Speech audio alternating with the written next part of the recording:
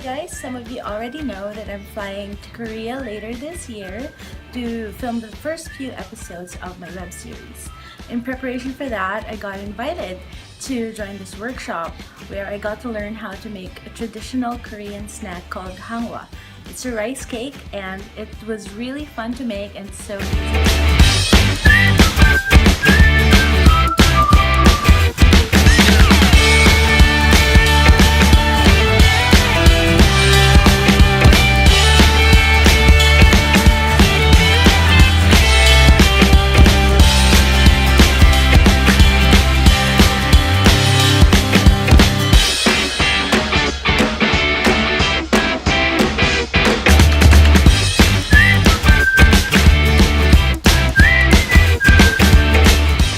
My name is Jisung Chun. I am a Korean food and beverage culture ambassador.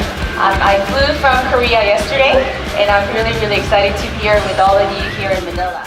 Today we're going to do a HANGWA making class, which is a Korean rice snack. So I will demonstrate how to make this snack. So to give you a little bit brief introduction of what is a HANGWA. HANGWA means Korean snack. Typically we make with rice. There are several different ways to make HANGWA. Today's method is very simple. You see on each table we have these pots of rice. So this is air fried rice. So these are, if you look at it, these are quite just, they're very crunchy. You can just eat it on its own as a snack. This is good on its own, but what we're going to do is, because this is a delicious treat, we have to make it sweet, right? So we're going to mix with some rice syrup, and then we will have three different options today. One is to make a regular, as with just with the rice. Second one is, there is a pink powder on your table. That is Korean blackberry and Korean black and raspberry mixed powder. So if you want to make something more fruity, you can add a little bit of that. And then there's a yellow powder, which is Korean sweet pumpkin powder. So there are three flavors that you can make. So this is sweet syrup made from rice. So this is rice syrup. What you're going to do is, on your table there's 1 tablespoon, okay? So we're going to make 5 tablespoons of this.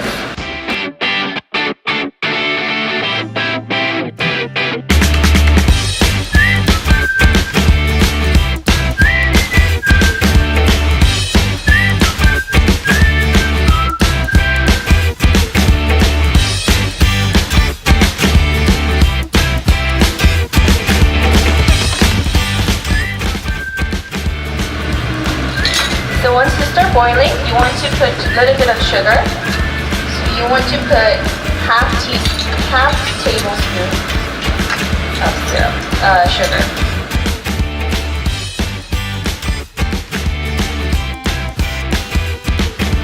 So after the sugar, then you want to put olive oil. So it's going to start to bubble, and then really quickly. We have to be really quick, otherwise it's gonna burn. So once it starts to boil, okay, this is 100 grams of the puff rice. So you want to put it in here.